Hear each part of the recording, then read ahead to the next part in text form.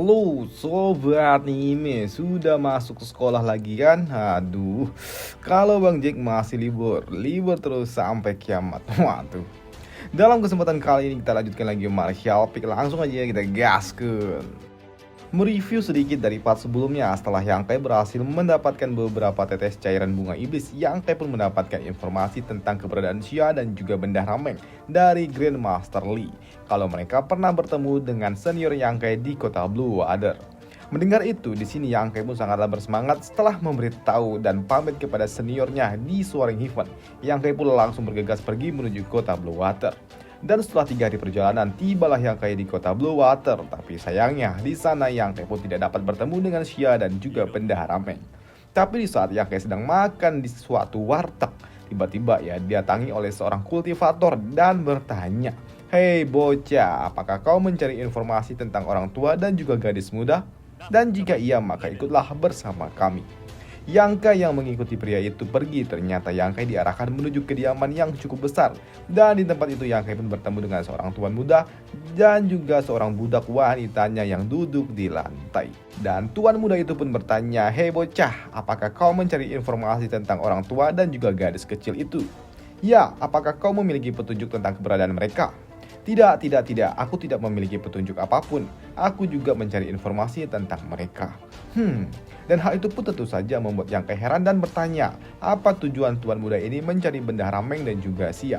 Dengan songongnya, si kampret ini mengatakan untuk membuat mereka berdua mati. Waduh, karena orang tua itu telah menjatuhkan keadaan keluarga mereka sampai jatuh seperti ini. Hei, Yangkai pun heran kenapa orang tua itu menyerang bocah ini. Dan memangnya kenapa bendahara Meng sampai melakukan hal itu? Bisakah kau menjelaskannya?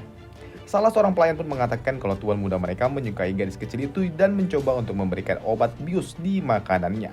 Dan mendengar hal itu tentu saja membuat Yangkai tertawa. Kalau hanya menghajar tuan muda ini berarti bendahara Meng sedang berbaik hati, ujar Yangkai. Hei, mendengar itu membuat bocah kampret ini bertanya, memangnya kenapa? Dan jika kau berada di posisi itu, memang apa yang akan kau lakukan bocah? Tanya tuan ini. Ya, kalau itu aku, maka aku akan membunuhmu. Kimbe. Mendengarkan itu membuat tuan muda ini pun marah dan menyuruh pasukannya untuk mengeksekusi Yangkai. Tapi ketika para penjaga mendekati Yangkai, dar! Mereka pun meledak. Hah, apa yang terjadi? Cepat bunuh dia. Trot! Para pengawal semuanya tewas tanpa adanya penjelasan dan itu sangatlah mengejutkan tuan muda ini. Dan membuat dirinya menyesal telah memprovokasi Yangkai yang ada di hadapannya. Setelah mengeksekusi bocah kampret itu, di sini tiba-tiba Yangkai pun merasakan ada 2 orang master yang datang. Dan orang tua itu pun bertanya, "Hei nak, apakah kau yang mengeksekusi orang ini? Mengapa kau membunuh orang-orang dari keluarga Chen? Apakah kau memiliki suatu dendam dengan keluarga kami?" Tidak. Aku tidak memiliki kebencian apapun terhadap keluarga kalian. Aku hanya ingin membunuh mereka saja. Apa? Dasar tidak.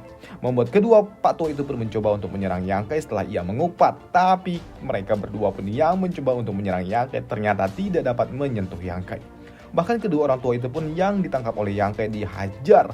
Dan Yangkai langsung membuat kedua orang tua itu pun terhempas. Dalam keadaan terpojok, pak tua itu pun berujar, tunggu sebentar tuan muda. Tolong katakan kepada kami siapakah dirimu dan apa yang kau inginkan. Hei, kalian tidak perlu tahu siapa aku. Kalian hanya perlu menjawab pertanyaanku. Jika aku puas, maka aku akan membiarkan kalian pergi.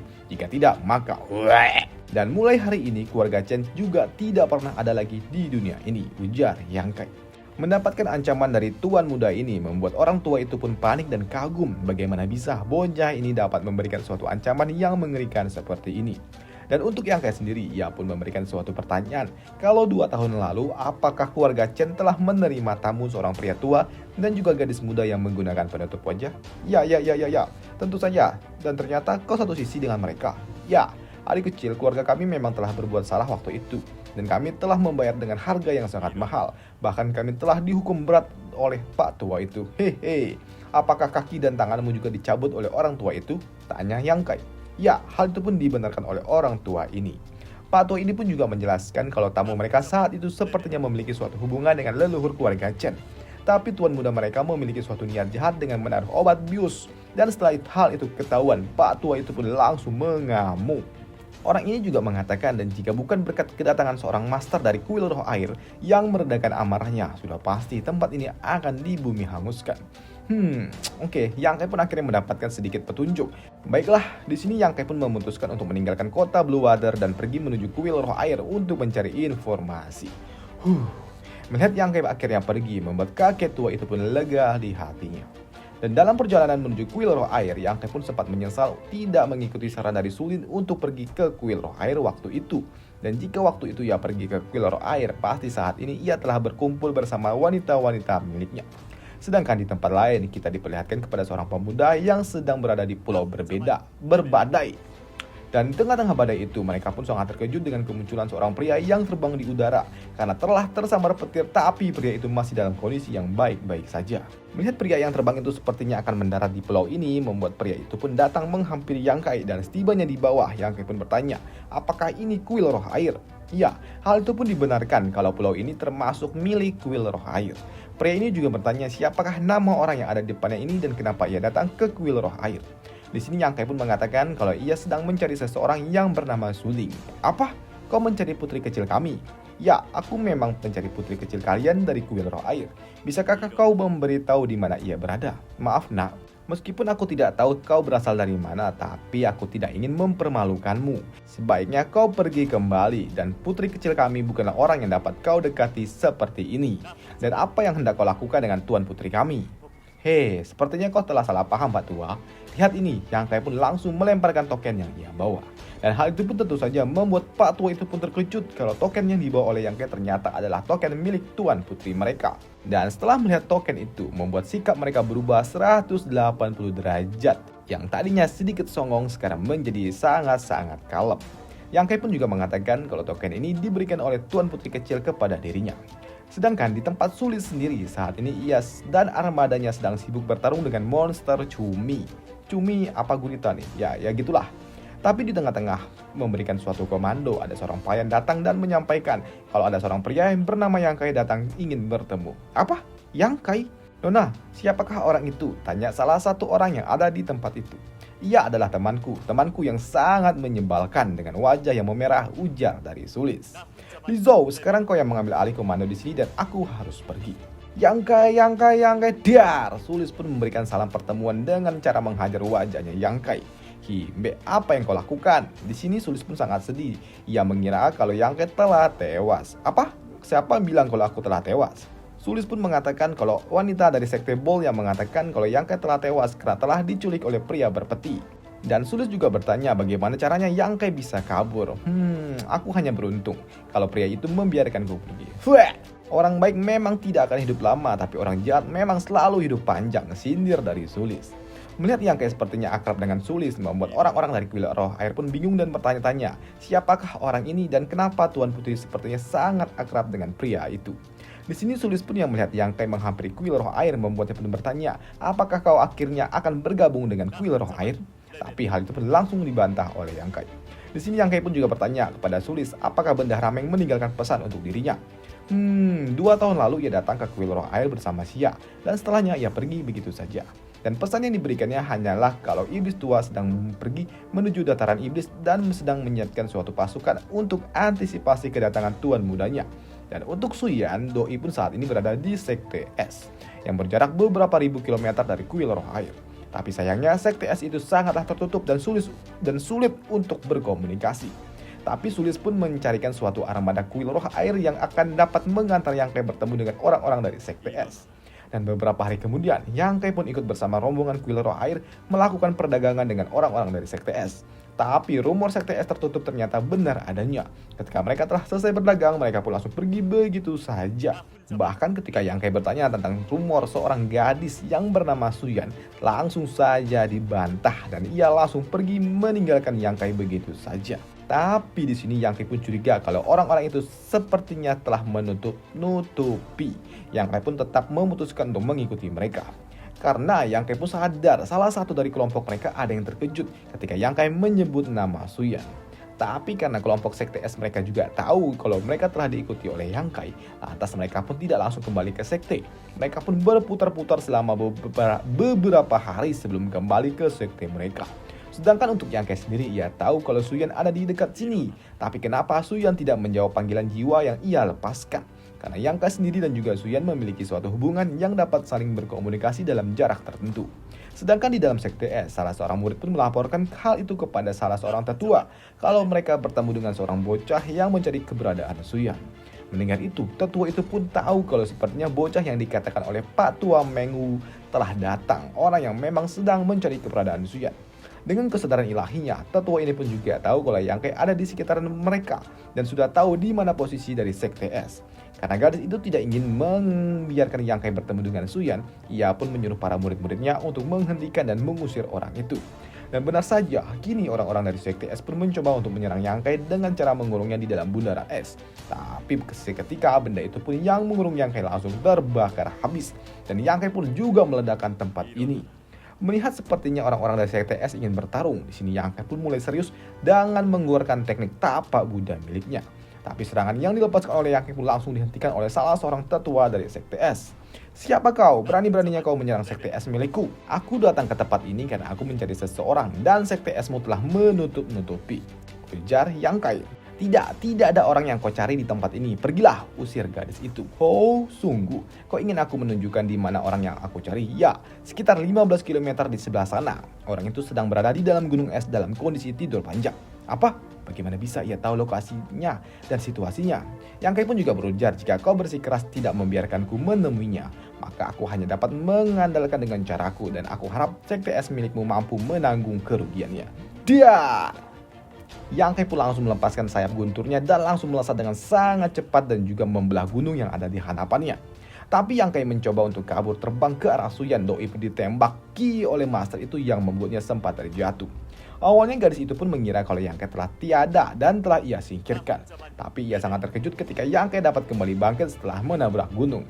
Tapi sebelum Yang Kai berbuat lebih jauh, di sini muncullah salah seorang tetua lainnya yang bertanya tentang apa yang terjadi. Dengan perintah dari adiknya, pria itu pun mencoba untuk mencegat Yang Kai yang terbang ke arah Suyan dan bertanya, "Hei bocah, apa yang kau lakukan?" Dan Yang Kai pun menjawab, "Aku kemari mencari seseorang, tapi saudaramu mencoba untuk menghentikanku." Dan ketika ia tahu kalau orang yang dicari adalah Suyan, membuatnya terkejut. Melihat Yang Kai mencari Suyan, membuat pria itu pun bertanya kepada adiknya, "Kenapa kau tidak membiarkan anak muda ini bertemu dengan Suyan?" "Suyan, ada masalah dengan Suyan," ujar gadis itu yang membuat Yang Kai terkejut. "Apa? Ada apa dengan Suyan?" Gadis itu pun menjelaskan kalau terjadi sesuatu kepada Suyan, dan ia juga tidak dapat membiarkan siapapun bertemu dengan Suyan, apalagi bocah ini. Tapi karena Yang Kai memang telah memporak-porandakan dasar dari sekte S, pria itu pun langsung menangkap Yang Kai dengan rantai emas miliknya dan berniat menjadikan Yang Kai pelayan di sekte S.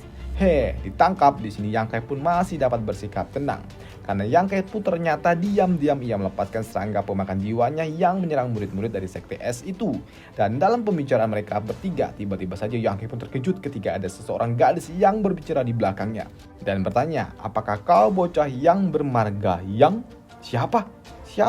Yang Kai pun akhirnya tahu kalau itu merupakan seorang master sekte dari sekte S ketika para master lainnya pun mengucapkan salam master sekte.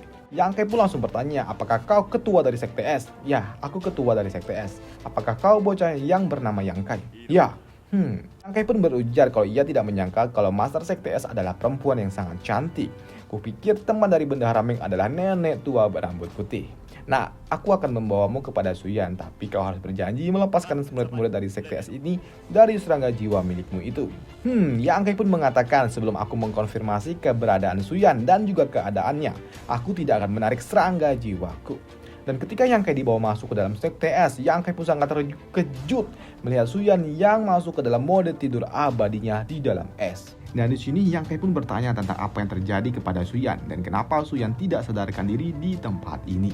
Ya, master sekte pun mengatakan kalau Suyan saat ini masuk ke dalam mode pembekuan, di mana ia akan melapisi tubuhnya dengan es, dan ini salah satu teknik metode pendukung yang dapat dengan sangat cepat membuat kultivasinya naik dengan sangat-sangat cepat. Tapi tentu saja untuk mendapatkan itu tergantung sebanyak apa truki yang dihabiskan oleh Suyan itu sendiri. Tapi mengetahui Suyan masuk ke dalam mode tidur abadi membuat Yang Kai pun bertanya tentang apa yang sudah dilakukan oleh sekte S, hingga membuat Suyan memutuskan untuk tidur abadi di dalam es seperti ini. Salah seorang master pun menjelaskan kalau ini memang kesalahan mereka. terutama dirinya yang telah memaksa agar Suyan mempelajari teknik rahasia milik Sekte S. Karena memang saat pertama kali ia melihat Suyan, ia merasa kalau Suyan memiliki tubuh yang sangat cocok untuk seni bela diri teknik rahasia dari Sekte S itu. Dan hal itu pun membuatnya sangat ingin membuat Suyan menjadi murid pribadinya.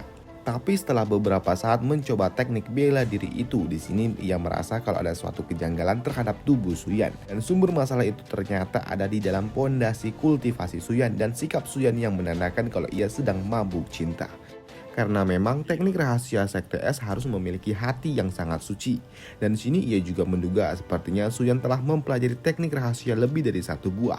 Dan hal itu pun dibenarkan oleh Yang Kai karena mereka telah melakukan teknik rahasia kultivasi ganda. Mendengar itu membuat salah seorang master pun menyalahkan Yang Kai yang telah melakukan kultivasi ganda kepada Suyan yang membuat Suyan menjadi seperti ini. Dan master sekte juga mengira kalau Suyan menjadi seperti ini karena ketidakstabilan dari pondasi kultivasinya. Tapi hal itu pun langsung dibantah oleh Yang Kai. Yang Kai pun juga berujar jika Suyan dari awal tidak stabil, seharusnya Suyan tidak akan dapat bertahan lebih lama lagi. Ya itu masuk akal juga, pikir dari master sekte. Jika Suyan tidak cocok, tidak mungkin kultivasi Suyan akan bertahan sampai ke tingkat seperti ini. Dan inti dari permasalahan Suyan, salah seorang master pun mencoba untuk memaksa Suyan untuk melepaskan kultivasi ganda miliknya. Dan hal itu pun membuat Suyan tidak ingin melakukannya dan mengunci diri dalam menggunakan teknik es dalam tidur abadinya. Dan mendengar itu membuat Yang Kai pun langsung emosinya memuncak. Tapi di sini master sekte pun mencoba untuk menenangkan Yang Kai dan mengatakan kalau teknik ini tidak sepenuhnya buruk. Tapi ya memang mereka tidak akan tahu sampai kapan Suyan akan bertahan dalam mode tidur abadinya. Apakah 1 tahun, 2 tahun, 100 tahun atau selamanya. Tapi karena tidak sepenuhnya buruk, di sini Yang Kai pun akan kembali keluar dan menarik seluruh serangga jiwanya terlebih dahulu yang menyerang para murid-murid dari Sekte S. Setelah menarik serangga jiwa, Yang Kai pun memutuskan untuk kembali ke tempat Suyan. Sedangkan para master mereka pun berdiskusi tentang apa yang sudah terjadi kepada Yang Kai dan berniat untuk mengusirnya. Tapi master sekte pun tidak ingin melakukan hal itu terburu-buru karena ia takut malah akan menyinggung Yang Kai. Namun setelah beberapa hari, master sekte pun menghampiri Yang Kai dan melihat kalau ternyata Yang Kai mencoba untuk mengalirkan truki miliknya kepada Suyan. Dan itu sangat mengejutkannya. Di sini master sekte pun meminta Yang Kai untuk menghentikan tindakannya itu. Ia takut Yang Kai akan melukai Suyan. Tapi di sini Yang Kai pun meminta untuk santuy aja dan jangan khawatir karena Yang Kai tidak mungkin akan melukai Suyan. Yang Kai pun juga meminta kepada master sekte untuk tidak mengganggunya selama beberapa hari karena ada suatu ritual yang harus ia lakukan kepada Suyan. Dan dengan menggunakan trukinya, di sini Yang Kai pun mencoba untuk masuk ke dalam lautan pengetahuan milik Suyan. Dan di sana ia melihat Suyan yang sedang terbaring. Dan di dalam lautan pengetahuannya, di sini Suyan pun terbangun dari tidurnya dan mengucapkan, "Hei, masuk ke dalam lautan pengetahuan orang lain itu sangat tidak sopan, Beb." Melihat Suyan terbangun membuat Yang Kai pun heran dan bertanya bagaimana bisa ia terbangkitkan. Bukankah Suyan masuk ke dalam mode tidur abadi? Ya, hal itu pun dibenarkan oleh Suyan. Hanya saja ia meletakkan suatu segel agar ketika dirinya merasakan truki milik Yang Kai, dirinya akan tersadar. Dan hal itu pun tentu saja membuat Yang Kai sedikit kesal sekaligus bahagia.